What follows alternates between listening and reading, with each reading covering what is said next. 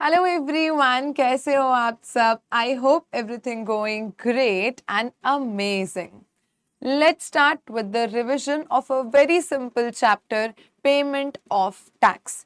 इस चैप्टर में हमें टोटल दो सेक्शंस पढ़ने हैं, सेक्शन 49 एंड सेक्शन 50। सेक्शन 49 बात करता है तीनों लेजर्स के बारे में on the portal, liability register, cash ledger, credit ledger, and section 50 which talks about interest calculation under GST. The chapter is not A category. बहुत ज्यादा क्वेश्चंस आते हैं इसमें से, ऐसा नहीं है। बी टू सी कैटेगरी के बीच में मानेंगे, मतलब सेक्शन 49 सी कैटेगरी हो गया, और जो सेक्शन 50 इंटरेस्ट कैलकुलेशन है वो एक इंपॉर्टेंट एरिया रहेगा, क्योंकि इंटरेस्ट के प्रोविजंस बाकी दूसरे चैप्टर्स में भी एप्लीकेबल हो जाते हैं और उसमें से क्वेश्चन बन भी सकता है। Right ma'am. तो चलो, पेमेंट ऑफ टैक्स। अब बिफोर स्टार्टिंग एक जनरल सा ओवरव्यू देना चाहती हूँ। नॉर्मल आप लोगों का 11-12 स्टैंडर्ड का अकाउंटिंग हमें समझ में आता है। तो मैम देखो, यहाँ पे जीएसटी पोर्टल में हमारे पास 3 लेजर होते हैं। सबसे पहला E liability register, then we have E cash ledger और ई क्रेडिट लेजर। जो लायबिलिटीज हमें जीएसटी में पे करनी होती है, लायबिलिटीज कहाँ कहाँ से अराइज हो सकती है। हम खुद रिटर्न भर के बताते हैं कि हमारा इतना सेल है जिसके ऊपर हमने टैक्स कलेक्ट किया है, हमें गवर्नमेंट को भरना है। डिपार्टमेंट का कोई show cause notice, demand order कुछ भी आके पड़ा हो सकता है। तो जो भी लायबिलिटीज पोर्टल पे अराइज होती है और आपको वो पेमेंट्स करने होते हैं, वो सारे अमाउंट यहाँ पे लायबिलिटी रजिस्टर में डेबिट हो जाते हैं। फिर जब आप अपने रिटर्न्स फाइल करते हो तब आप उसमें परचेजेस भी शो करते हो, आप क्रेडिट्स लेना चाहते हो, तो वो आईटीसी सारी इलेक्ट्रॉनिक क्रेडिट लेजर में क्रेडिट हो जाती है।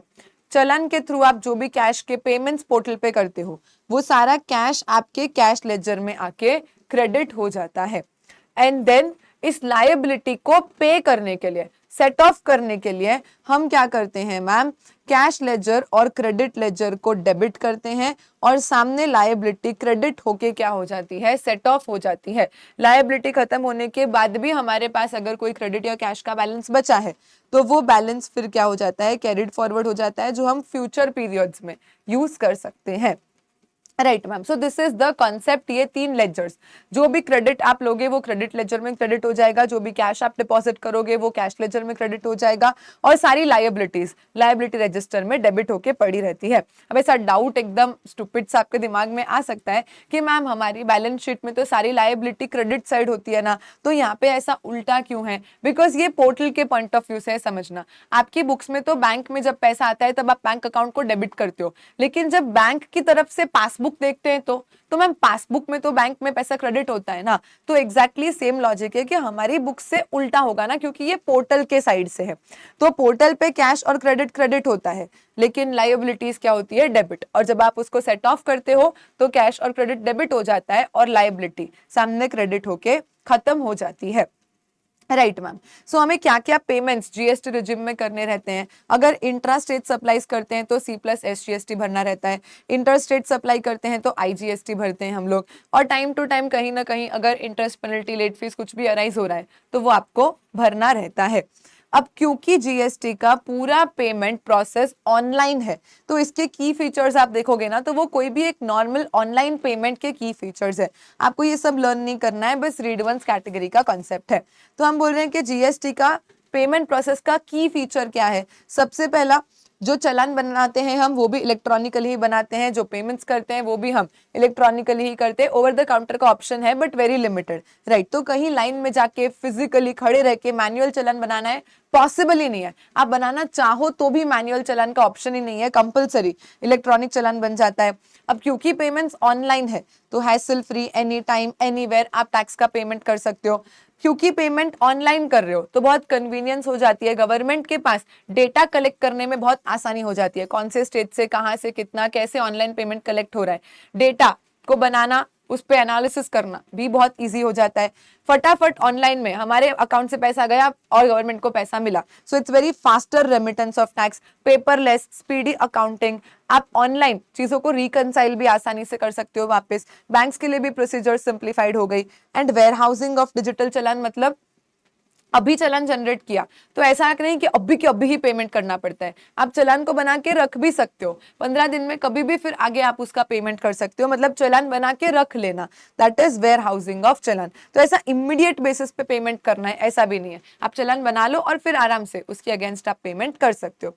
तो कोई भी नॉर्मल इलेक्ट्रॉनिक पेमेंट प्रोसेस होगा तो उसके क्या फीचर्स होंगे कि स्पीडी है, पेपरलेस है, फटाफट है, एरर्स कम होगी, बैंक के लिए प्रोसीजर सिंप्लीफाइड हो जाएगी, तो वही सारी चीजें, hassle free, any time anywhere, वही पॉइंट्स यहाँ पे भी एप्लीकेबल हो जाते हैं। Starting with the core chapter, which is section 49, payment of tax, interest, penalty and other amount. As I said, सारा पेमेंट प्रोसीजर ये 3 लेजर्स के थ्रू हो जाता है, electronic credit electronic liability register, cash ledger और क्रेडिट लेजर। रूल नंबर याद रखना है नहीं, फॉर्म नंबर याद रखना है नहीं, सिर्फ कंसेप्ट आपको आना चाहिए। Rule number, form number exam में नहीं पूछेंगे, लिखने के कोई मार्क्स भी नहीं होते, आप लिख के आओ नहीं लिख के आओ, इट इज सेम, कॉन्सेप्ट सही है, यू विल गेट मार्क्स। तो सबसे पहले इलेक्ट्रॉनिक लायबिलिटी रजिस्टर बोलता है कि जो भी अमाउंट्स कोई पर्सन के द्वारा पेएबल है, be it tax, interest, penalty, late fees, कोई भी अमाउंट जो आपको पोर्टल पे करने हैं, वो मैंने आपको स्टार्टिंग में ही बता दिया, इस लेजर में डेबिट होके पड़े रहेंगे। तो जो भी अमाउंट्स आपको पे करने हैं वो सब इस लेजर में डेबिट हो जाते हैं, be it tax, interest, penalty, late fees, any other amount. अब मैम हमारी लायबिलिटीज कहाँ कहाँ से अराइज हो सकती है, तो जब आप खुद अपने रिटर्न्स को फर्निश करोगे तब आप ही डिक्लेयर करोगे कि हाँ मैंने इतना सेल किया है तो मेरी इतनी लायबिलिटी है, या टाइम टू टाइम कभी कोई प्रोसीडिंग्स चल रही है तो प्रॉपर ऑफिसर आपको डिमांड ऑर्डर्स वगैरह भेज सकता है। क्लॉज सी एक था बट ओमिट हो गया है तो हमें दिमाग नहीं लगाना है। और मैम जितना जितना हम पेमेंट में लेट करते जाएंगे टाइम टू टाइम हमारे ऊपर इंटरेस्ट भी अक्रू होता जाता है। तो ये सारी जगहों से हमारी लायबिलिटीज अराइज हो सकती हैं, और फिर इन लायबिलिटीज को पे करने के लिए हम क्या करते हैं, हमारे कैश और क्रेडिट लेजर को डेबिट करके वहां से अमाउंट्स यूज करके और इन लायबिलिटीज को पे कर देते हैं। लेकिन मैम ये लर्न कर लेना, 5 टाइप के पेमेंट ऐसे हैं जो आपको कंपलसरी कैश लेजर से ही करने पड़ेंगे, उनके लिए आप क्रेडिट लेजर को यूज नहीं कर सकते। सबसे पहला टीडीएस का पेमेंट, टीसीएस का पेमेंट, आरसीएम का अगर कोई भी पेमेंट करना है तो हम कंप्यूटेशन के क्वेश्चन में भी क्या करते हैं, outward payable minus ITC plus RCM. RCM तो कंपलसरी कैश से ही भरना पड़ता है। अगर आप कॉम्पोजिशन टैक्सेबल पर्सन हो तो आप आईटीसी ले ही नहीं सकते। अगर कॉम्पोजिशन पर्सन आईटीसी ले ही नहीं सकता मतलब उसको तो कंपलसरी उसके सारे पेमेंट कैश लेजर से करने हैं। और अगर टैक्स के अलावा कोई भी और अमाउंट है, आपको कोई interest, penalty, fees, other amount कुछ भी भरना आ रहा है अदर देन टैक्स, तो कंपलसरी ये सब आपको कैश लेजर से ही भरना होता है।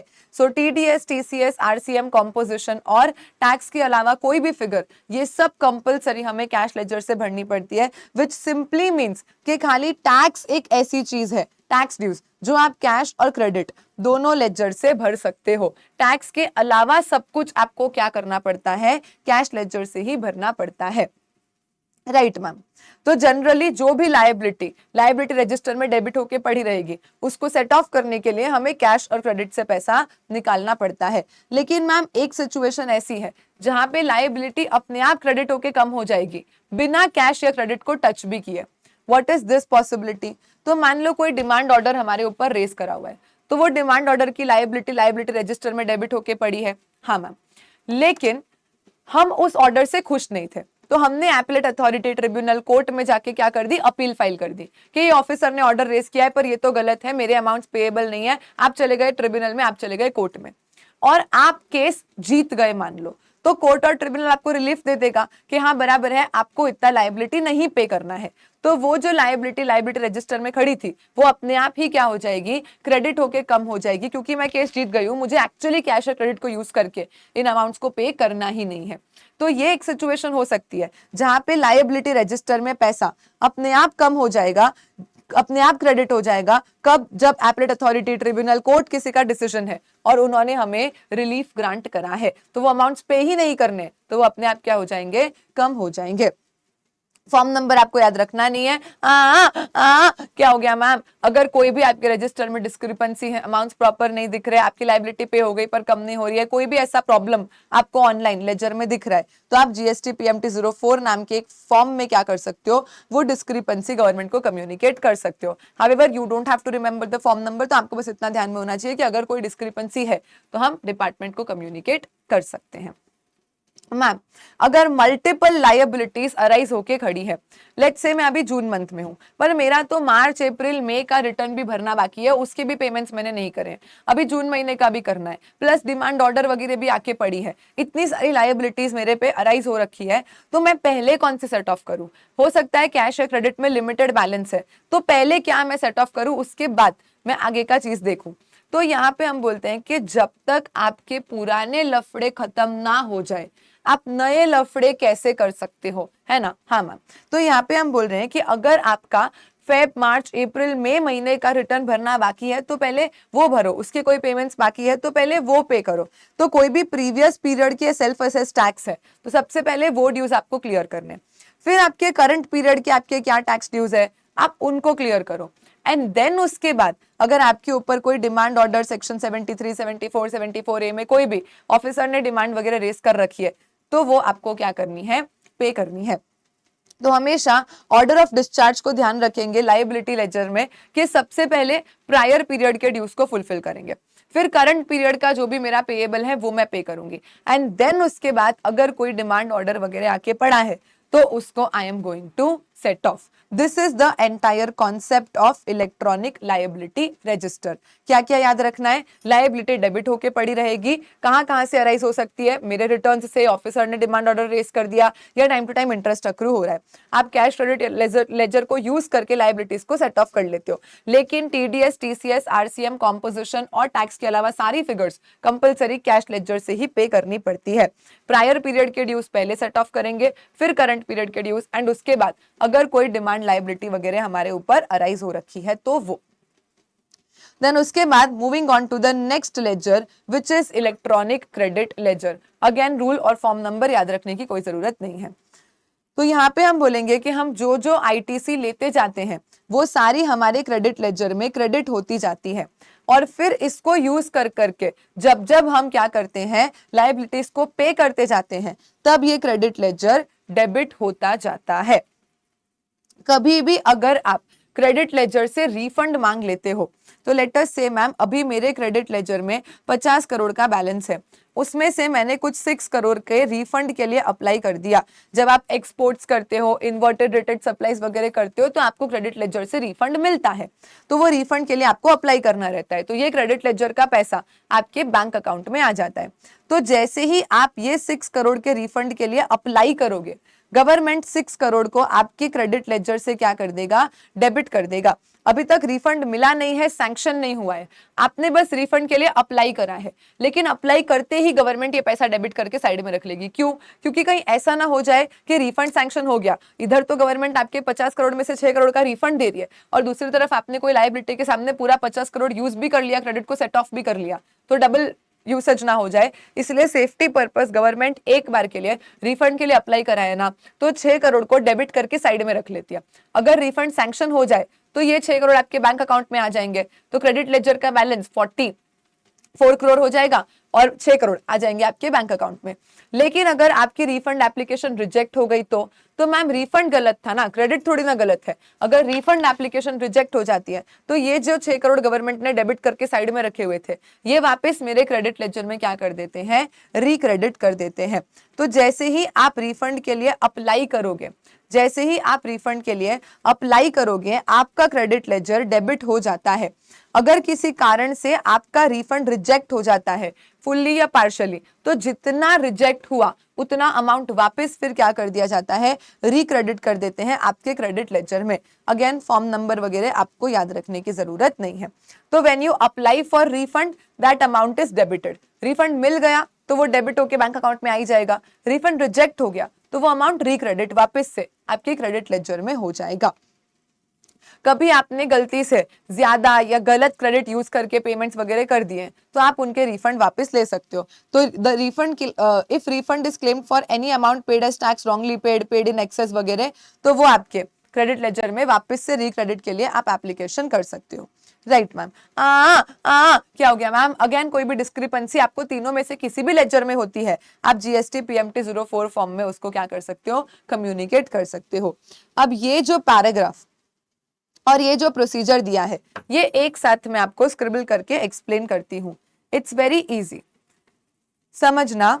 हम यहाँ पे बोल रहे हैं कि लेटस से मेरे क्रेडिट लेजर में आज 50 करोड़ का बैलेंस है, जिसमें से मैंने 6 करोड़ के रिफंड के लिए अप्लाई कर दिया। गवर्नमेंट ने इस रिफंड को सैंक्शन भी कर दिया। तो क्रेडिट लेजर में जहां पे मेरे पास पहले 50 करोड़ थे, अब मेरा जो बैलेंस कैरिड फॉरवर्ड हो जाएगा वो 44 करोड़ का हो जाएगा। लेकिन प्रॉब्लम नहीं है, क्योंकि मेरे पास बैंक अकाउंट भी है जिसमें 6 करोड़ तो गवर्नमेंट ने मुझे क्या कर दिया है, रिफंड दे दिया है। तो रिफंड के लिए अप्लाई करने से पहले मेरे पास 50 करोड़ थे सारे क्रेडिट लेजर में, रिफंड मिलने के बाद भी मेरे पास 50 करोड़ ही है, बस 44 करोड़ क्रेडिट लेजर में है और 6 करोड़ मेरे बैंक अकाउंट में आ गए हैं। तो मैं इक्वल अमीर हूं, कोई प्रॉब्लम नहीं है। लेकिन अब क्या हुआ मैम, अब गवर्नमेंट को पता चला कि मैंने ये रिफंड गलत लिया था, या मुझे खुद ही रियलाइज हो गया कि अरे यार शिट, ये रिफंड तो गलती से ले लिया था, रिफंड मेरे को एलिजिबल नहीं था। क्रेडिट बराबर थी पर रिफंड नहीं लेना चाहिए था, रिफंड के लिए मैं एलिजिबल नहीं थी। मुझे खुद रियलाइज हो जाए या तो गवर्नमेंट को पता चल जाए और वो मुझे ऑर्डर इशू करके बोले कि ओ हेलो, ये रिफंड वापस दो। तो अब आप क्या करोगे, आपके बैंक अकाउंट से अगर ये रिफंड एरोनियस था, अगर ये रिफंड लेने में आपने एरर करी थी, तो ऐसे केस में बैंक अकाउंट से वापस कैश लेजर में आप चलन के थ्रू पैसा डाल दोगे और फिर कैश लेजर को डेबिट करके गवर्नमेंट को क्या कर दोगे, ये पैसा पे कर दोगे। तो मैम बैंक अकाउंट से 6 करोड़ कैश लेजर में गए, क्रेडिट हुए और वापस कैश लेजर डेबिट होके 6 करोड़ मैंने गवर्नमेंट को पे कर दिया। तो अब ये 6 करोड़ मेरे पास है क्या, नहीं, ना तो क्रेडिट लेजर में है, उसका बैलेंस तो 44 करोड़ है, ना बैंक अकाउंट में है क्योंकि आए थे वापस देने पड़े, ना कैश लेजर में है, कैश लेजर में डाल के इमीडिएटली गवर्नमेंट को पे कर दिया। तो अब मैम रिफंड वापस लौटाने के बाद मेरे पास तो 44 करोड़ रुपीस ही बचे हैं, मैं 6 करोड़ से गरीब हो गई। बट समझना, मैंने क्रेडिट गलत नहीं ली थी कि मुझे गवर्नमेंट को वापस देनी पड़े, मैंने रिफंड गलत लिया था। मेरा 50 करोड़ का क्रेडिट तो सही ही था। तो कभी अगर ऐसा हो जाए कि आप रिफंड लो और फिर आपको रिफंड वापस लौटाना पड़े, मान लो आपने बैंक के थ्रू कैश लेजर में डाल के वो पैसा गवर्नमेंट को वापस लौटा भी दिया, तो अब उसके बाद आप गवर्नमेंट को अप्लाई करके बोलोगे कि गवर्नमेंट सॉरी, हमने रिफंड गलत लिया था पर हमारा क्रेडिट तो गलत नहीं था, हम तो 6 करोड़ से गरीब हो गए हैं, तो ये जो 6 करोड़ हमने हमारे बैंक अकाउंट से आपको वापस कैश लेजर के थ्रू पे कर दिए, वो आप वापस हमें क्रेडिट लेजर में रिक्रेडिट करके दे दो ना। और अगर सब कुछ ओके है, आपने प्रॉपर एप्लीकेशन फाइल करी, अमाउंट्स को पे कर दिए कैश लेजर के थ्रू, आपने रीजन क्लियरली मेंशन कर दिया था कि क्या हुआ था, तो फिर आप अपने जुरिस्डिक्शनल ऑफिसर को रिक्वेस्ट कर सकते हो कि ये अमाउंट हमें क्या कर दो, रिक्रेडिट करके दे दो। तो जिस दिन आप ये अमाउंट इंटरेस्ट के साथ पे कर दोगे या जिस दिन आप रिफंड के लिए एप्लीकेशन कर दोगे, दोनों में से जो भी लेटर है, वहां से 30 डेज के अंदर गवर्नमेंट आपको वापस से ये पैसा आपकी क्रेडिट लेजर में रिक्रेडिट करके दे देगी। ध्यान से पढ़ना पैराग्राफ। तो रजिस्टर्ड पर्सन ने एरोनियस रिफंड डिपॉजिट करके गवर्नमेंट को वापस दे दिया। जो रिफंड किसी सेक्शन या रूल में आपको दिया गया था, along with interest and penalty DRC 03 के थ्रू कैश लेजर को डेबिट करके ये अमाउंट आपने गवर्नमेंट को दे दिया, या तो ऑन योर ओन या ऑन बीइंग पॉइंटेड आउट, तो वो equal erroneous amount of refund आपको क्या कर देंगे, क्रेडिट लेजर में रिक्रेडिट करके दे देंगे। फॉर्म नंबर आपको याद करने की जरूरत नहीं है। सो सिंपली क्रेडिट सही था जब मेरे पास 50 करोड़ थे, मेरे पास बाद में भी 50 करोड़ थे जब मैंने रिफंड ले लिया 44 क्रेडिट लेजर में और 6 बैंक में। लेकिन जब पता चला कि रिफंड गलत है तो 6 तो मुझे गवर्नमेंट को वापस देने पड़े। अब गड़बड़ हो गई, अब मैं 6 करोड़ से गरीब हो गई हूँ, तो मैं गवर्नमेंट को जाके अप्लाई कर दूंगी कि ये 6 करोड़ प्लीज मुझे, रिफंड गलत था ना, बैंक अकाउंट से आपने ले लिया कोई बात नहीं, पर क्रेडिट लेजर में तो वापस दे दो। तो आपको क्या करना है, अमाउंट्स पे करके गवर्नमेंट को रिक्वेस्ट करनी है और 30 डेज के अंदर अंदर वो आपको क्या कर देंगे, ये अमाउंट वापस आपके क्रेडिट लेजर में दे देंगे।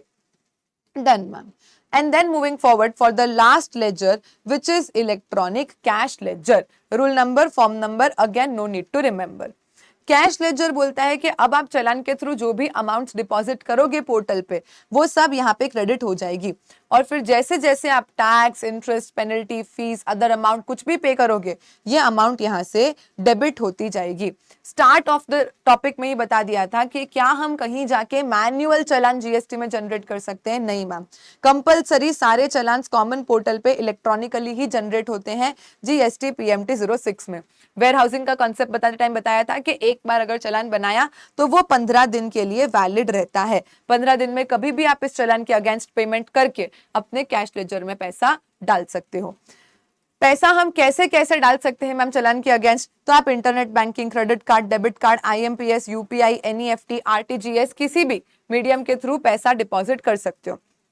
ये सब तो ऑनलाइन तरीके हो गए। एनईएफटी, आरटीजीएस को ऑफलाइन इसलिए बोला है क्योंकि डायरेक्टली बैंक इन्वॉल्व नहीं होती, वो आरबीआई के थ्रू हो जाता है, राइट मैम। बाकी करते तो हम वो भी ऑनलाइन ही है। तो internet banking, credit, debit card, IMPS, UPI, NEFT, RTGS, ये सब के थ्रू तो आप पेमेंट कर ही सकते हो। मैम क्या मैं फिजिकली चालान लेके, चालान इलेक्ट्रॉनिकली बनेगा, वो चालान का कॉपी लेके क्या मैं फिजिकली बैंक में जाके कैश दे सकती हूँ, चेक दे सकती हूँ over the counter? The answer is yes, वो भी अलाउड है, लेकिन वो आप मैक्सिमम पर टैक्स पीरियड पर चालान 10,000 का ही कर सकते हो। तो लेट अस से मैम जनवरी मंथ का रिटर्न जब मैं 20 फेब को भरना चाह रही हूँ और मैं साथ में पेमेंट्स करना चाह रही हूँ, तो अगर मेरी जनवरी मंथ की लायबिलिटी लेटस से 15,000 है, तो मैं ऐसा नहीं कर सकती कि 9,000 और 6,000 के दो चालान बना दिए, दोनों 10,000 से कम है, और जाके बैंक में ओवर द काउंटर पेमेंट कर दिया। No, this is not allowed. हम बोल रहे हैं कि जो टैक्स पीरियड है, जो टैक्स पीरियड है उसकी लायबिलिटी भी 10,000 तक होनी चाहिए और आपका चालान का अमाउंट भी 10,000 तक होना चाहिए। तो आप जाके इस चालान के साथ बैंक में फिजिकली वॉक इन करके कैश, चेक, डिमांड ड्राफ्ट के थ्रू पेमेंट कर सकते हो। नहीं तो आपको internet banking, credit card, debit card, NEFT, RTGS, IMPS, UPI वगैरह ही यूज करना पड़ेगा।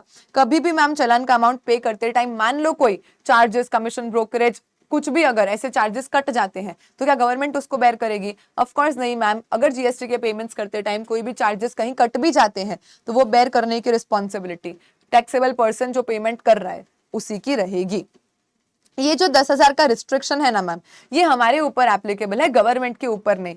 आज अगर प्रॉपर ऑफिसर हमारे यहाँ पे आता है मान लो रेड वगैरह करने, हमारी प्रॉपर्टीज को बेच बाच के, हमारा जो मूवेबल इमूवेबल प्रॉपर्टी है ऑक्शन कर दिया, कुछ भी करा और वहां से पैसा कलेक्ट हुआ, हजारों में, लाखों में, करोड़ों में हो सकता है, वो लोग फिजिकली जाके बैंक में ओवर द काउंटर इसको डिपॉजिट कर सकते हैं? Of course yes ma'am. तो अगर उन लोगों ने कोई इन्वेस्टिगेशन, एनफोर्समेंट एक्टिविटी के अंदर पैसा कलेक्ट करा है, आपकी मूवेबल इमूवेबल प्रॉपर्टीज बेच के पैसा कलेक्ट करा है, या गवर्नमेंट डिपार्टमेंट को ही पेमेंट करना है, या और कोई लोग जिनको कमिश्नर नोटिफाई कर दे, तो ये गवर्नमेंट वाले लोगों के ऊपर 10,000 का लिमिट एप्लीकेबल नहीं होता। ये लोग कितना भी पैसा ओवर द काउंटर जाके डिपॉजिट कर सकते हैं। हम लोगों को 10,000 तक ही अलाउड है, उससे ज्यादा अमाउंट है तो आप जाके ओवर द काउंटर चालान के अगेंस्ट डिपॉजिट नहीं कर सकते हो, राइट मैम। जैसे ही आपका चालान सक्सेसफुली जनरेट होता है, एक CPIN common portal identification number generate हो जाता है यूनिकली फॉर एवरी सिंगल चालान। अब क्योंकि चालान 15 दिन के लिए वैलिड है तो सीधी सी बात है, ये जो CPIN नंबर है ये भी 15 दिन के लिए ही वैलिड रहता है। 14 डिजिट का ये CPIN नंबर होता है। जैसे ही आप चालान के अगेंस्ट सक्सेसफुली पेमेंट कर देते हो, बैंक यहाँ पे एक 4 डिजिट का बैंक कोड ऐड कर देती है और ये CPIN number with bank code add होके बन जाता है चालान आइडेंटिफिकेशन नंबर, सिन नंबर। अभी CPIN 14 डिजिट का है और बैंक कोड 4 डिजिट का है, तो 14 + 4 18 डिजिट का ये चालान आइडेंटिफिकेशन नंबर हो जाता है। Now there is one question कि मैम मैंने एक्चुअली मेरी जो लायबिलिटीज थी वो पे कर दी है, ऐसा कब माना जाएगा? जिस दिन चालान जनरेट किया, जिस दिन मान लो चालान के against over the counter bank में जाके चेक दिया, या जिस दिन कैश लेजर में पैसा आ गया, कैश लेजर में पैसा क्रेडिट हो गया है, या जिस दिन मैंने एक्चुअली कैश लेजर को डेबिट करके लायबिलिटी को सेट ऑफ कर दिया। हम कौन से दिन माने कि एक्चुअल पेमेंट हो चुका है? तो देखना, चेक प्रेजेंट किया, पेमेंट करा, कैश लेजर में पैसा आया, वो सब रेलेवेंट नहीं है। जिस दिन आप एक्चुअली अपने कैश या क्रेडिट लेजर को डेबिट करके लायबिलिटी रजिस्टर को क्रेडिट करके लायबिलिटी को कम करके सेट ऑफ कर दोगे, उस दिन हम एक्चुअली मानेंगे कि आपने गवर्नमेंट को पैसा पे कर दिया है। क्योंकि कैश लेजर में पड़ा हुआ भी पैसा तो अल्टीमेटली आज तो आपके पास ही है, आपके ही कैश लेजर में है। हाँ, आप उसको कम करके पे करोगे तब हम मानेंगे ना कि यस एक्चुअली आपने गवर्नमेंट को पैसा पे कर दिया है। कभी ऐसा हो सकता है मैम कि बैंक ने हमें ये 4 डिजिट का बैंक कोड ऐड करके सिन नंबर कम्युनिकेट ही नहीं किया, हमारे हिसाब से तो बैंक अकाउंट से पैसा चला गया है, लेकिन ये सिन नंबर कम्युनिकेट कर ही नहीं रही है बैंक। तो देखना, जो भी ट्रांजैक्शंस बैंकिंग नेटवर्क में होते हैं उन सब का एक record reserve bank of India के पास भी रहता है। तो आप क्या कर सकते हो, आरबीआई के ई स्क्रोल को चेक कर सकते हो, आपके चालान की डिटेल्स और वहां पे जो एंट्री शो हो रही है क्या वो मैच हो रही है, एक दूसरे के साथ कंफर्मिटी में है? हाँ मैम। तो आप इस ई स्क्रोल के बेसिस पे भी अपने कैश लेजर को अपडेट कर सकते हो, राइट। हर एक ट्रांजैक्शन जो किसी भी बैंक के थ्रू होता है अगेंस्ट चलान, बैंक उसे एक बैंक रेफरेंस नंबर यूनिकली दे देती है। मैम इंडिया में बहुत सारी बैंक्स है, छोटी छोटी लोकल छोटी छोटी कोऑपरेटिव लोकल बैंक्स भी होती है, तो सारी बैंक्स जीएसटी का पेमेंट कलेक्ट करने के लिए ऑथोराइज्ड नहीं है। जो बैंक्स जीएसटी का पेमेंट कलेक्ट करने के लिए ऑथोराइज्ड है उनको पैन इंडिया बेसिस पे अपनी किसी भी एक ब्रांच को as electronic focal point branch EFPB nominate करना पड़ता है। So EFPB which is electronic focal point branch वो ब्रांच है ऑफ अ बैंक जो ऑथोराइज्ड है टू कलेक्ट जीएसटी पेमेंट। हर बैंक को इंडिया में जो जीएसटी पेमेंट कलेक्ट करने को ऑथोराइज्ड है पूरे इंडिया में अपनी एक ब्रांच को on pan basis EFPB nominate करना पड़ता है। एज आई मेंशन कि NEFT RTGS transactions directly outside the bank हो जाते हैं, तो उसमें जो रिजर्व बैंक ऑफ इंडिया है वही एज EFPB एक्ट कर लेती है। बराबर मैम। अब ये EFPB है जिसमें सारी गवर्नमेंट्स क्या कर लेगी, अपने अकाउंट्स खुलवा लेगी। So electronic focal point branch क्या करेगी, सारे जीएसटी के मेजर हेड्स गवर्नमेंट के लिए अकाउंट्स खोल लेगी और फिर आप CGST SGST IGST कहाँ पैसा डाल रहे हो वो अकॉर्डिंगली गवर्नमेंट के उस अकाउंट में चला जाता है। So electronic focal point branch will have to open accounts under each major head for all governments. The amount received towards GST shall be credited to the appropriate account. अब ma'am GST में CGST SGST UTGST मतलब S या UT IGST cess ये तो हो गए major heads. अब इनके अंदर क्या आ जाते हैं 5 minor head which is tax, interest, penalty, fees और अदर। तो आप IGST का टैक्स, CGST का इंटरेस्ट, SGST का पेनल्टी कुछ भी पोर्टल पे डिपॉजिट कर सकते हो, राइट मैम। तो यहाँ पे हम बोल रहे हैं कि मैम कभी अगर ऐसा हो गया, मान लो कि मेरे CGST के टैक्स में तो बैलेंस पड़ा हुआ है कैश लेजर में, पर मुझे पे करना है IGST का इंटरेस्ट। अब ऐसे आप क्रॉस यूटिलाइजेशन इंटरनली तो कर नहीं सकते कैश लेजर में, जो पे करना है उसी हेड से पे करोगे। पर क्या ऐसा हो सकता है मैम कि यहाँ पे जो बैलेंस पड़ा है उसको मैं ट्रांसफर कर लूं IGST के हेड में और फिर पेमेंट कर दूं? जब नया नया जीएसटी आया था 2017 में this was not allowed. Then उसके बाद अराउंड आई थिंक 2020 में अमेंडमेंट आ गया था जहां पे फिर गवर्नमेंट ने बोला कि अरे प्रॉब्लम क्या है, कैश लेजर में पैसा आया कहां से, पर्सन ने ही तो चलान के थ्रू पेमेंट करके डाला है, तो वो पर्सन कैश लेजर से वापस रिफंड लेके उस दूसरे अकाउंट में भी डाल सकता है। इतना सारा लंबा लंबा क्यों करना है? कैश लेजर का पैसा कहां से आता है? देखो क्रेडिट लेजर में आप ऐसे इंटरनली ट्रांसफर नहीं कर सकते क्योंकि क्रेडिट्स आपको पर्टिकुलर मिलती है। IGST CGST SGST आप कहां से कैसे परचेस कर रहे हो, बेस्ड ऑन दैट आपको क्रेडिट्स मिलती है। तो क्रेडिट को आप क्या कर सकते हो, क्रॉस यूटिलाइजेशन करके पेमेंट करते हो ना, कि I C और S के लिए यूज हो सकता है, C और S I के लिए यूज हो सकते हैं, पर C और S आपस में एक दूसरे के लिए यूज नहीं होते। अपन ITC चैप्टर में क्रॉस यूटिलाइजेशन समझते हैं, which is not the case for cash ledger. Cash ledger में जो पेमेंट करना है वो उसी से आप डायरेक्टली कर देते हो। अगर CGST टैक्स पे करना है तो वहीं से पे होगा, IGST इंटरेस्ट पे करना है तो वहीं से पे होगा। पर उसमें पैसा कहां से आया मैम? चलन के थ्रू हमने खुद ही तो अपने बैंक अकाउंट से पैसा भरा है, हमारा ही तो पैसा है, हमने कहीं से लिया थोड़ी ना है वो पैसा। तो यहाँ पे गवर्नमेंट बोलती है के बराबर है, एक काम करो, एक form which is GST PMT 09, ये फॉर्म नंबर थोड़ा सा याद रख लेना, काम का है, मतलब इसके मार्क्स होंगे ऐसा नहीं है बट आना चाहिए। तो यहाँ पे हम बोल रहे हैं कि GST PMT 09 नाम का फॉर्म भर के आप कैश लेजर में किसी भी मेजर माइनर हेड से किसी भी मेजर माइनर हेड में बैलेंस को ट्रांसफर ले सकते हो। तो मान लो आपके CGST के पेनल्टी में पैसा पड़ा है, आप इसको ट्रांसफर कर सकते हो CGST के टैक्स में, IGST के इंटरेस्ट में, SGST के फीस में, किधर से किधर भी, कोई भी मेजर माइनर हेड से कोई भी मेजर माइनर हेड में आप बस एक GST PMT 09 फाइल करके अमाउंट को ट्रांसफर कर सकते हो और फिर वहां पे जहां पे भी यूजेज है उधर आप उस पैसे को यूज कर लो। मैम कोई अलग अलग चलान बनते हैं क्या? आज अगर मुझे CGST का टैक्स भरना है या IGST की पेनल्टी भरनी है तो अलग अलग चलान बनाने पड़ेंगे पोर्टल पे? नहीं, पोर्टल पे तो एक सिंगल चलान ही है, ऐसा रोज और कॉलम वाला। तो यहाँ पे tax, interest, penalty, fees, other amount, CGST SGST IGST ऐसा, तो आपको क्या पे करना है, उस कॉलम में आप अमाउंट को डाल लो। So there is a single challan for all types of payments under GST। कोई टैक्स वाइज अलग अलग मल्टीपल चलान है नहीं। तो मान लो कभी गलती से चलान में ही गलत बना के गलत हेड में पैसा डाल भी दिया, कोई प्रॉब्लम नहीं है, आप PMT 09 को यूज करके अमाउंट्स को इंटरनली ट्रांसफर कर सकते हो। एक और मस्त कॉन्सेप्ट है जो ऐसा बोलता है कि मैम मेरे कैश लेजर में तो मैं इंटरनली ट्रांसफर कर ही सकती हूँ। क्या ऐसा पॉसिबल है कि मैं मेरे डिस्टिंक्ट पर्सन के कैश लेजर में पैसा भेज दूं? डिस्टिंक्ट पर्सन मतलब क्या मैम? डिस्टिंक्ट पर्सन मतलब सेम पैन सेपरेट रजिस्ट्रेशन। तो मेरा खुद का ही कोई दूसरा रजिस्ट्रेशन है। तो जैसे मैम एक पर्सन के 2-3 बैंक अकाउंट्स होते हैं, तो आप अपने एक बैंक अकाउंट से दूसरे बैंक अकाउंट में पैसा डाल सकते हो। हाँ मैम। तो कैश लेजर भी तो मेरा ही कैश है, मेरा ही पैसा है। तो इज इट पॉसिबल कि मैं मेरे किसी दूसरे रजिस्ट्रेशन में मेरे कैश लेजर से पैसा ट्रांसफर कर लूं? The answer is yes, that is also possible. Again form same ही है, जीएसटी पीएमटी 09 फाइल करके। क्रेडिट लेजर्स के लिए नहीं होता है, प्लीज गांठ मारना याद रख लेना कि जीएसटी पीएमटी 09 क्रेडिट लेजर के लिए नहीं है, it is only for cash ledger. तो आपकी कैश लेजर में जो बैलेंसेस अवेलेबल है उसको आप जीएसटी पीएमटी 09 फाइल करके और अपने डिस्टिंक्ट पर्सन को भी भेज सकते हो। But very very very important कि खुद के कैश लेजर में तो किसी भी हेड से किसी भी हेड में पैसा डालो, लेकिन जब डिस्टिंक्ट पर्सन के कैश लेजर में भेजना है ना, तो खाली सी और आई का ही बैलेंस भेज सकते हो, एस का नहीं। क्यों मैम? डिस्टिंक्ट पर्सन दूसरे स्टेट में होगा, उसका एसजीएसटी अलग होगा, मेरा एसजीएसटी अलग होगा। तो मैं गुजरात स्टेट के एसजीएसटी का कैश राजस्थान स्टेट के एसजीएसटी में कैसे भेज लूं? वो पॉसिबल नहीं हो पाएगा। तो मैम फिर क्या एक इसका रास्ता है, आप क्या कर सकते हो समझो। अगर आपके पास एसजीएसटी में बैलेंस पड़ा है ना, तो पहले एक जीएसटी पीएमटी 09 फाइल कर लो और अपने सी या आई में पैसा डाल लो, और फिर सी या आई से तो सीधा सामने वाले के सी या आई में आप पैसा भेज ही सकते हो ना। तो ये कोई प्रैक्टिकल लिमिटेशन नहीं है, बस आप डायरेक्टली एसजीएसटी का कैश बैलेंस ट्रांसफर नहीं कर पाओगे डिस्टिंक्ट पर्सन को, बट एस से पहले सी या आई में ट्रांसफर कर लिया तो वहां से तो फिर आगे अपने डिस्टिंक्ट पर्सन को भेज ही सकते हो। करेक्ट मैम, उसमें कोई प्रॉब्लम नहीं है।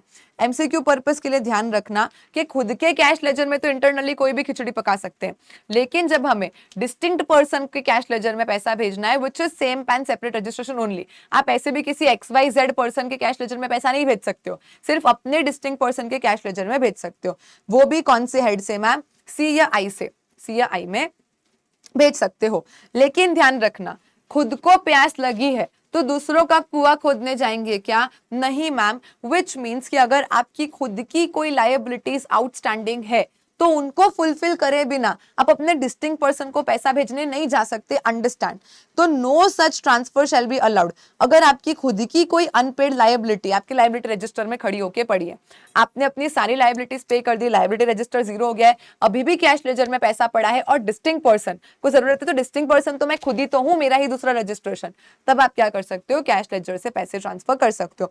इस तरीके से जब भी आप पीएमटी 09 के थ्रू पैसों को ट्रांसफर करते हो तो गवर्नमेंट बैकएंड पे ऐसी वर्किंग कर लेती है जैसे कि आपने इस हेड से रिफंड ले लिया और उधर नया कैश डिपॉजिट कर लिया है। तो गवर्नमेंट भी अपने बैकएंड पे प्रिस्क्राइब टाइम और मैनर में इक्वल अमाउंट्स ट्रांसफर कर लेती है in the respective heads. Again, अगर कभी आपके बैंक से पैसा डेबिट हो गया है, सिन नंबर कम्युनिकेट नहीं हुआ, जनरेट नहीं हुआ, आरबीआई के ई-स्क्रॉल से भी काम नहीं हो रहा है, तो आप एक जीएसटी पीएमटी 07 नाम का फॉर्म भर के भी कम्युनिकेट कर सकते हो। No need to remember.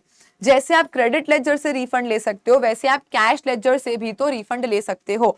तो जब आप कैश लेजर से रिफंड के लिए अप्लाई करोगे, कैश लेजर डेबिट हो जाएगा, और मान लो अगर आपका रिफंड रिजेक्ट हो जाता है तो वापस से कैश लेजर क्या हो जाता है? रिक्रेडिट हो जाता है। अगर किसी ने आपका टीडीएस या टीसीएस काट रखा है तो वो टीडीएस टीसीएस का वापस आपको क्रेडिट कहाँ मिलता है? कैश लेजर में ही मिलता है। अगेन तीनों लेजर में से किसी में कहीं पे कोई भी डिस्क्रिपेंसी है, आपको जीएसटी पीएमटी 04 फाइल करना रहता है। जो ट्रांजैक्शन पोर्टल पे ऑनलाइन होते हैं कि किसी भी लेजर में कहीं पे कोई भी फिगर डेबिट हुई, क्रेडिट हुई, तो हर एक ट्रांजैक्शन को एक यूनिक आइडेंटिफिकेशन नंबर पोर्टल द्वारा जनरेट करके दिया जाता है to identify and keep a trail of every particular transaction happening on the portal. तो एक यूनिक आइडेंटिफिकेशन नंबर हर एक डेबिट या क्रेडिट ट्रांजैक्शन के लिए, जो भी तीनों लेजर में कहीं पे भी हो रहा है, उसके लिए पोर्टल जनरेट कर देता है। This is all about section number 49, जहां पे हमने कैश लेजर, क्रेडिट लेजर और लायबिलिटी रजिस्टर के बारे में पढ़ लिया है। अब मैम सेक्शन नंबर 50 बोले तो हाफ सेंचुरी आते ही हमारा तो एकदम गेम में इंटरेस्ट डेवलप होने लग जाता है ना। तो हम बोलेंगे मैम जीएसटी में हाफ सेंचुरी सेक्शन 50 आते ही हमारा तो इंटरेस्ट डेवलप होने लग जाता है। तो अगर जीएसटी में आपने लेट पेमेंट, शॉर्ट पेमेंट करे हैं या आईटीसी रॉन्गली अवेल यूटिलाइज्ड करी है तो इंटरेस्ट कैसे लगेगा वो हम लोग सेक्शन 50 में पढ़ते हैं। तो आईटीसी ऑन डिलेड पेमेंट, आप चाहे लेट पेमेंट करो, चाहे शॉर्ट पेमेंट करो या आईटीसी रॉन्गली अवेल करके यूटिलाइज कर लो, सब जगह पे अभी प्रैक्टिकली 18% पर एनम का ही इंटरेस्ट लगता है। आईटीसी के लिए लॉ में 24% का प्रोविजन था, बट अभी प्रैक्टिकली नोटिफिकेशन के थ्रू उसको 18 ही कर रखा है। तो अगर आपके एग्जाम में इंटरेस्ट गिनना आता है तो भले लेट पेमेंट हो, शॉर्ट पेमेंट हो या आईटीसी रॉन्गली अवेल यूटिलाइज्ड हो, आपको इंटरेस्ट 18% पर एनम के हिसाब से ही लगाना है। नाउ इंटरेस्ट को थोड़ा अच्छे से एग्जाम्पल्स के साथ समझेंगे। तो सबसे पहले किस अमाउंट पे इंटरेस्ट लगता है, कितने दिन के लिए लगता है, कितने परसेंटेज से लगता है, कैसे लगता है, everything we have to understand step by step, starting with सबसे easy which is late payment. Short payment और लेट पेमेंट दो अलग अलग चीजें हैं, तो उनको अलग अलग से ही समझेंगे। पहले हम लेट पेमेंट के बारे में समझ लेते हैं। तो लेट पेमेंट ऐसा बोल रहा है कि मान लो अप्रैल मंथ का रिटर्न है, मुझे कब तक भर देना चाहिए था, 20 में इज द ड्यू डेट, लेकिन मैं लेट हो गई और मेरा actual date of filing return and paying the tax to government is 29 में।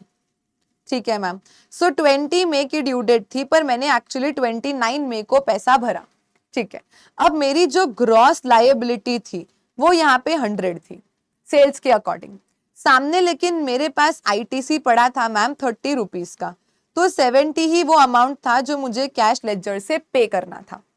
लेकिन मैम इसमें भी आप समझो कि 25 rupees every time due date से लेके एक्चुअल डेट ऑफ पेमेंट तक मेरे कैश लेजर के बैलेंस में थे। कैश लेजर में वो बैलेंस था, पे नहीं करा था मैंने, पर ड्यू डेट से लेके एक्चुअल डेट तक 25 रुपीज मेरे कैश लेजर का बैलेंस था। और जो रिमेनिंग 70 माइनस 25 है ना मैम, विच इज 45, ये मैंने आफ्टर ड्यू डेट नया चालान जनरेट करके और फिर पोर्टल पे करा है। सो द क्वेश्चन इज कितने दिन के लिए, किस परसेंटेज से, किस अमाउंट के ऊपर आपको इंटरेस्ट लगाना है। तो सबसे पहले मैम 18% पर एनम का इंटरेस्ट लगेगा, वो फिक्स है।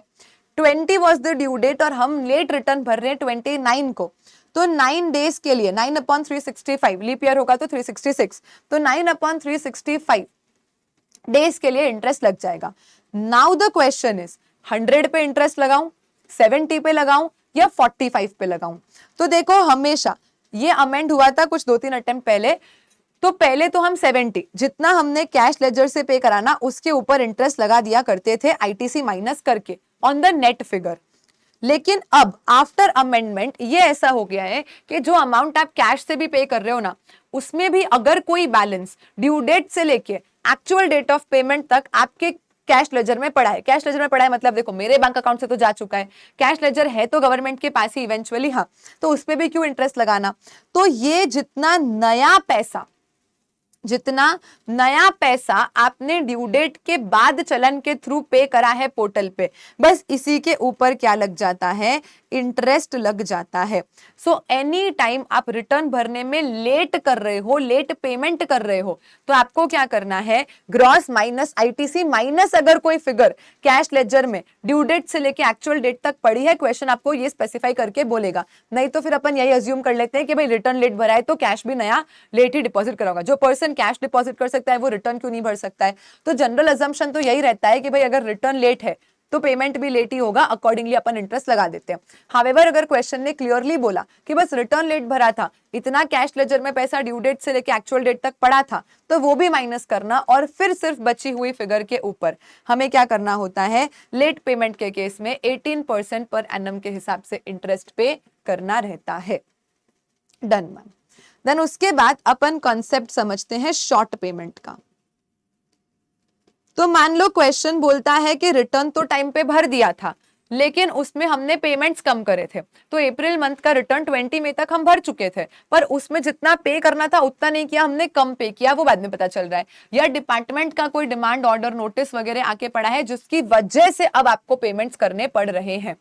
तो यहाँ पे अपन नेट अमाउंट पे इंटरेस्ट नहीं लगाते, यहाँ पे अपन ग्रॉस अमाउंट पे ही क्या कर लेते हैं, इंटरेस्ट लगा देते हैं। Gross without reducing ITC. भले आपने पेमेंट आईटीसी से करा होगा, सो मान लो 100 आपको क्या करना था, ग्रॉस पे करना था, -30 का आपने आईटीसी यूज करा। शॉर्ट पेमेंट को भी आप पेमेंट है तो इवेंचुअली टैक्स का ही ना, और टैक्स आप क्रेडिट से पे कर सकते हो। इंटरेस्ट पेनल्टी फीस वगैरह आपको कैश लेजर से पे करनी होती है, टैक्स तो आप क्रेडिट से पे कर ही सकते हो ना। तो मान लो 30 का आईटीसी यूज करके मैंने इस शॉर्ट पेमेंट को पे करा है। शॉर्ट पेमेंट मतलब क्या मैम, या तो डिपार्टमेंट का कोई ऑर्डर आके पड़ा है, या रिटर्न तो टाइम पे भर दिया था, रिटर्न ऑन टाइम था बट पेमेंट शॉर्ट था, वो फिर आप आगे जाके भर रहे हो। तो इन सारी सिचुएशंस में हम बोलते हैं कि मान लो 100 का ग्रॉस अमाउंट पे करना था, लेकिन 30 आईटीसी में से पे करके 70 हमने कैश से पे करा। अब इस 70 में भी मैम 25 तो मेरे कैश लेजर में हमेशा ड्यू डेट से लेके एक्चुअल डेट तक पड़ा था, कोई प्रॉब्लम नहीं है। 45 का नया शॉर्ट पेमेंट मैंने क्या करा है, न्यू कैश डिपॉजिट करके पे करा है। तो इस वाले क्वेश्चन में आप आईटीसी तो माइनस नहीं करोगे, जो आपका 100 का ग्रॉस पेमेंट है उसी पे इंटरेस्ट लगता है, लेकिन 25 जो हमेशा कैश लेजर में पड़ा था ना, उसको आप माइनस कर सकते हो, और 18% पर एनम का इंटरेस्ट मल्टीप्लाई बाय जितना भी नंबर ऑफ डेज का आपने यहाँ पे डिले करा है अपॉन 365, या अगर लीप ईयर है तो 366। समझ आ रहा है? तो मान लो ऊपर वाले क्वेश्चन में ऐसा बोला जाता कि भाई हमने रिटर्न तो 20 मई के दिन भर ही दिया था, पर शॉर्ट पेमेंट करा था, फिर हमारे ऊपर डिमांड ऑर्डर वगैरह रेज हो गया, जिसके बाद हम लोग मान लो 29 जुलाई को पेमेंट कर रहे हैं। तो अब 20 मई से 29 जुलाई ड्यू डेट से एक्चुअल डेट तक जितने दिन हुए हैं और जितना ये शॉर्ट पेमेंट रहा है, उसके ऊपर आपको ग्रॉस फिगर के ऊपर क्या करना है, विदाउट रिड्यूसिंग आईटीसी इंटरेस्ट पे कर देना है। तो यहाँ पे 75 के ऊपर आपको इंटरेस्ट लग जाएगा। भले 30 आपने एक्चुअली क्रेडिट लेजर से पे करा है, पर क्योंकि लेट पेमेंट शॉर्ट पेमेंट रह गया ना, तो शॉर्ट पेमेंट के केस में फिर आपको इस फिगर के ऊपर भी इंटरेस्ट देना पड़ेगा। हाँ, अगर कोई कैश है जो ड्यू डेट से लेके एक्चुअल डेट तक आपके लेजर में पड़ा हुआ है, तो वो आप माइनस कर लेना, कोई प्रॉब्लम नहीं है। बाकी तो पूरी ग्रॉस फिगर के ऊपर ही आपको इंटरेस्ट पे करना रहता है। This is the concept of late payment and short payment. Then उसके बाद आता है मैम आईटीसी। देखो, आईटीसी को रॉन्गली सिर्फ अवेल कर लेने से इंटरेस्ट चालू नहीं होता है। अवेल करके जब यूटिलाइज कर लोगे ना, तब आपका इंटरेस्ट स्टार्ट होगा। What is the difference between availing ITC and utilising ITC? Tell मी।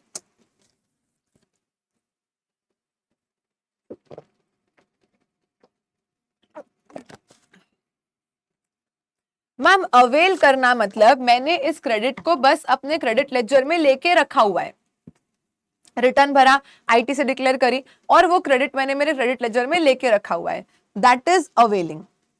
पर मैम यूटिलाइज मतलब आपने एक्चुअली क्रेडिट लेजर को डेबिट करके और लायबिलिटी को पे करने के लिए पैसा यूज कर लिया है, इसे हम यूटिलाइजेशन बोलते हैं।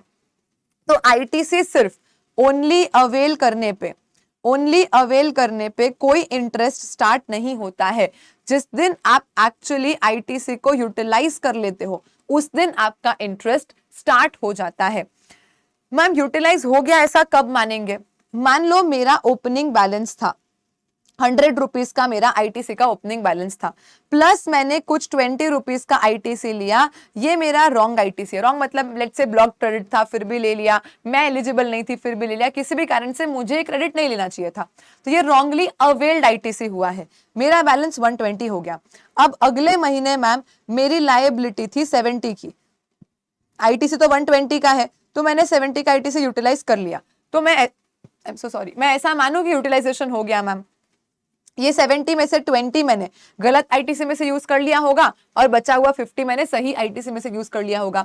ऐसा नहीं होता है। यहां पे हम बोलते हैं जब तक हमारा क्रेडिट लेजर का बैलेंस गलत आईटीसी से ज्यादा चल रहा है, तब तक हम यही मानेंगे कि हम सही आईटीसी को ही यूज कर लें। कोई फीफो बेसिस फर्स्ट, ऐसा भी नहीं है कि मैम पुरानी क्रेडिट पहले यूज होगी, ऐसा कुछ भी नहीं है। हम बोलते हैं कि जब तक क्रेडिट बैलेंस मोर देन 20 है, हम अज्यूम करेंगे ही नहीं कि यूटिलाइजेशन हुआ है। जिस दिन बैलेंस 20 से गिर गया, मान लो अब क्रेडिट लेजर का बैलेंस 15 हो गया है, तो हम मानेंगे कि अब हमने 5 गलत क्रेडिट से यूज करा होगा। हमेशा अजम्पशन यही रहेगा कि जब तक बैलेंस गलत आईटीसी से ज्यादा है, हम सही आईटीसी को ही यूज करते जा रहे हैं। पर अब गलत आईटीसी से भी बैलेंस अगर गिर गया है, तब फिर आपको क्या मानना पड़ेगा कि अब आपने गलत आईटीसी में से यूटिलाइजेशन करा है। और फिर date of utilisation, date of utilisation से लेके डेट ऑफ रिवर्सल तक आपको फिर 18% पर एनम का इंटरेस्ट यहां पे चार्ज करना पड़ता है। Let us take an example. तो मानो मैम मार्च महीने का रिटर्न मैंने 19 अप्रैल को भरा था। March month return filed on 19 अप्रैल, मैंने अवेल कर लिया, 5 लाख रुपीस का आईटीसी जो कि रॉन्ग है। अब ये मेरे लेजर में पड़ा है, अभी तक बैलेंस ज्यादा था, मैं वही यूज करती जा रही हूं। एंड अब मैम अगस्त मंथ का रिटर्न मैंने 18 सितंबर को फाइल करा है। उस दिन मैंने यूटिलाइज कर लिया ये 5 लाख रुपीस का क्रेडिट। देन आगे जाके मैम फेब्रुअरी मंथ में मुझे रियलाइज हुआ कि अरे यार शिट, गलत आईटीसी यूज कर लिया था। तो फिर मैंने 20 मार्च को ये आईटीसी रिवर्स करा। ठीक है, 20 मार्च को मैंने ये आईटीसी रिवर्स कर दिया। मुझे रियलाइज हो गया था कि अरे यार शिट, मैंने गलत यूटिलाइजेशन कर दिया था। बैलेंस है तो रिवर्स, नहीं तो डीआरसी 03 के थ्रू पेमेंट करके मैंने ये पैसा क्या कर दिया, वापस 5 लाख गवर्नमेंट को लौटा दिया। 5 लाख यूटिलाइज हो गया तो इंटरेस्ट स्टार्ट तो हो जाएगा 18% पर एनम के हिसाब से। For how many days is the question. Availment की डेट मेरे लिए काम की है क्या, किस दिन क्रेडिट लिया था, ये तो मेरे लिए इररिलेवेंट हो जाती है। मैंने क्रेडिट को यूज कब करा है मैम, 18 सितंबर के दिन रिटर्न भरते टाइम मैंने एक्चुअली क्रेडिट को क्या कर लिया है, यूज कर लिया है, और उसको मैंने रिवर्स करा है 20 मार्च के दिन। तो देखो सितंबर में होते हैं टोटल 30 डेज माइनस 18 प्लस अक्टूबर, नवंबर, दिसंबर, जैन, फेब और 20 मार्च जिस दिन आपने रिवर्स करा, इतने दिन के लिए अब आपको क्या भर देना पड़ेगा, इंटरेस्ट भर देना पड़ेगा, जो भी आपका आंसर आता है। बस एक चीज आपको ध्यान रखनी है कि जिस मंथ में आप रिवर्सल करते हो, जिस मंथ में आप यूटिलाइजेशन करते हो, उस मंथ का रिटर्न अगर ड्यू डेट से पहले भर दिया तो उसी डेट से आप इंटरेस्ट गिनना चालू कर दो। लेकिन अगर उस मंथ का रिटर्न ड्यू डेट के बाद भरा, मान लो ये रिटर्न मैंने 18 सितंबर के जगह पे 25 सितंबर को भरा होता, तो ड्यू डेट 20 है ना, तो मेरा इंटरेस्ट 20 सितंबर से ही चालू हो जाता। मतलब मंथ ऑफ यूटिलाइजेशन में एक्चुअल डेट ऑफ रिटर्न या due date of return whichever is earlier है, वहां से ही आपका इंटरेस्ट स्टार्ट हो जाएगा। ये कॉन्सेप्ट बस एक आपको ध्यान में रखना है। अवेलमेंट की डेट से कोई मतलब नहीं है, जल्दी लिया, पहले लिया, कभी भी लिया। रिवर्सल की तो एक्चुअल डेट जो दी होगी वही लेनी है। पर यूटिलाइजेशन के मंथ में अगर रिटर्न लेट भरा है तो आपको ड्यू डेट से इंटरेस्ट चालू कर देना है, और अगर रिटर्न पहले भर दिया तो वो पहले वाली डेट, मतलब एक्चुअल डेट या due date, whichever is earlier है, वहीं से आप क्या कर दोगे, अपने इंटरेस्ट को स्टार्ट कर दोगे। तो अगर ये होता मान लो 25 सितंबर, तो हम लोग 20 सितंबर से ही क्या कर लेते, इंटरेस्ट को स्टार्ट कर लेते। यहाँ पे ड्यू डेट के पहले है तो फिर हमने उस डेट से क्या करा, इंटरेस्ट को स्टार्ट करा है। This is the entire concept of section number 50, calculation of interest, short payment, late payment, short payment और ITC, wrongly availed and utilized। अब एक लास्ट क्लैरिफिकेशन बस यहाँ पे बच जाता है, वो ये है कि मानो मैम मैंने आईजीएसटी का गलत क्रेडिट लिया था, मैंने आईजीएसटी का गलत क्रेडिट लिया था मैम 100 का। मेरे क्रेडिट लेजर में अभी बैलेंस है मैम CS और I का, लेटस से 20, 70 और 70, तो मेरा टोटल तो 160 होता है जो गलत आईटीसी से ज्यादा है। पर मैंने तो आईजीएसटी हेड में गलत क्रेडिट 100 का लिया था, पर आई का बैलेंस तो 20 ही है। तो क्या मैं ऐसा मान लूं कि 80 यूटिलाइज हो गया है, या फिर टोटल बैलेंस 100 से ज्यादा है तो आप मानो कि यूटिलाइजेशन नहीं है। क्या करना पड़ेगा, क्योंकि अगर 80 यूटिलाइज मान लिया तो इंटरेस्ट स्टार्ट हो जाएगा 80 पे, पर अगर टोटल बैलेंस देखे तो वो गलत आईटीसी से ज्यादा है, तो I should not start the interest. तो ऐसे केस में नो इंटरेस्ट विल अप्लाई। तो क्या करना है, यहां पे हम बोलते हैं you don't have to see head, you have to see the total. क्योंकि आप समझना आईजीएसटी तो हमेशा सबसे पहले एग्जॉस्ट होगा ना।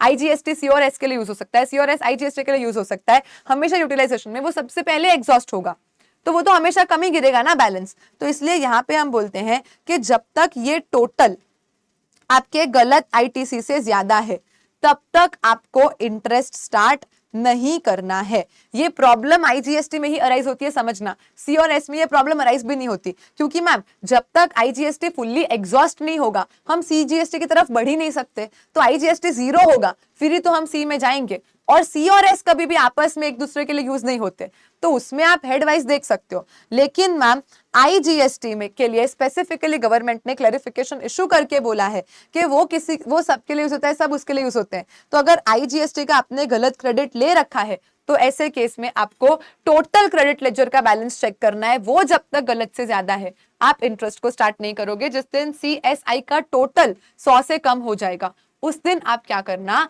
इंटरेस्ट लगाना चालू कर देना, यूटिलाइजेशन से लेके रिवर्सल तक। राइट मैम, जो सेज है वो सीएसआई किसी के लिए यूज नहीं होता, कोई सेस के लिए यूज नहीं होता है, तो सेस के तो बैलेंसेस हम अलग से ही देख के चलते हैं। अब ये इतना रेलेवेंट भी नहीं है, रिमूव भी हो गया है, तो एग्जाम पॉइंट ऑफ व्यू काम का नहीं है। Done ma'am. And with this in even less than 1 hour हम लोग पूरा का पूरा पेमेंट ऑफ टैक्स का चैप्टर खत्म कर चुके हैं। आई होप आपको सब कुछ समझ आया, मजा आया और याद हुआ। इफ यस तो थोड़े से दिल आग आग bomb bomb emojis comment section में ड्रॉप कर देना, वीडियो को लाइक करना, शेयर करना अपने फ्रेंड्स के साथ, अच्छे अच्छे से कमेंट्स को ड्रॉप करना। See you all in some next revision video. Till then take care and bye bye everyone. बहुत अच्छे से मेहनत करो, बहुत अच्छे से पढ़ो, क्योंकि मेहनत करने से हो जाता है।